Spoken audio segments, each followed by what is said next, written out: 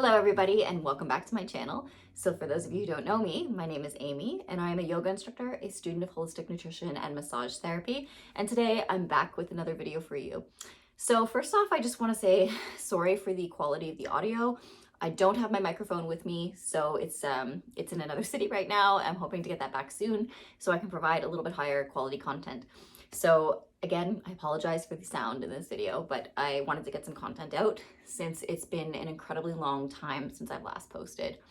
I think the last sit down video I actually did with you guys was probably about 7 to 8 months ago, and there's many reasons for that. The first and foremost is that I actually returned back to school and I'm taking a massage therapy program, which has blown my mind, to be completely honest. It is intense, it is in depth, and it requires a lot of time and energy to pass the program.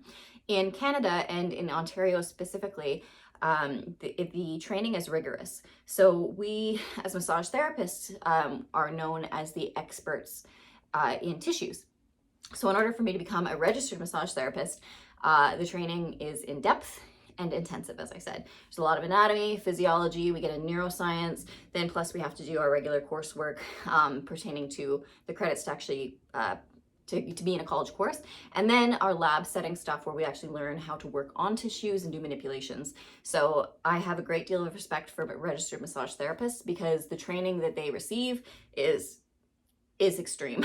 So it's extremely undervalued in this day and age, but hopefully within the future, as people start to become more and more familiar with the benefits of a massage and what's involved to actually become a therapist, we will start to see that we'll start to see more respect for massage therapists in the medical community because their knowledge is vast. Anyways, so the point of today's video is not to talk about massage therapy. I am going to save that for another video because I would like to tell you guys exactly what I've been up to and what the program is looking for me. I do love it. But for now, I actually wanted to just pop on here real quick and do another book review for you guys.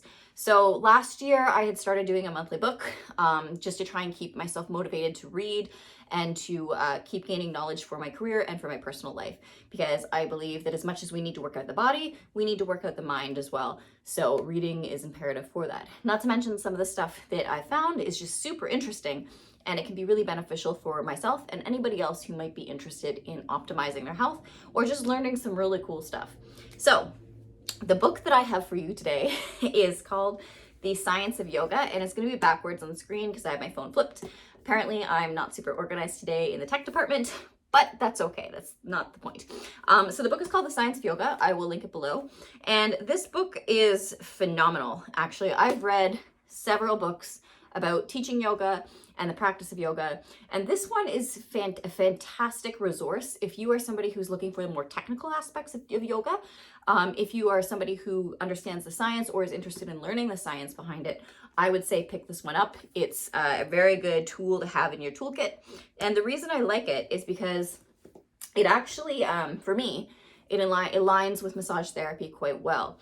It talks about origins and insertion points of the muscles. It talks about what the muscles do when they're in action. It talks about things like reciprocal inhibition, autogenic inhibition, which are ways of stretching a muscle and lengthening a muscle so that we can actually get beyond barriers and also just make the muscle lengthen over time in practice. So it's really cool to look at the way that the muscle is working. It's pretty in depth, and from everything that I've seen in my anatomy and physiology textbooks from the massage program, this is very much in line. I talk specifically about the systems of the body, for example, the cardiovascular system, the endocrine system. It talks about all of them.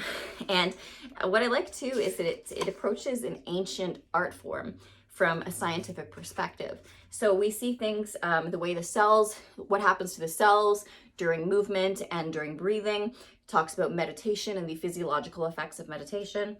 Talks about neurogenesis, increasing neuroplasticity of the brain by creating new pathways, which in previous times we've always thought that you couldn't do that, that it was not possible to generate new neurons, or it was not possible to generate new pathways. However, science recently, there's been some scientific studies that have shown that this is a possibility. And one of the ways that we can do that is through yoga and meditation. So I thought that was super cool, and especially that this book touched on it. I like that it talks a lot about the digestive system because, as you guys know, that's something that I am also studying in depth through my nutrition program. And it's just a great resource to have overall. It doesn't talk about every single pose in yoga because that would have to be a very big book.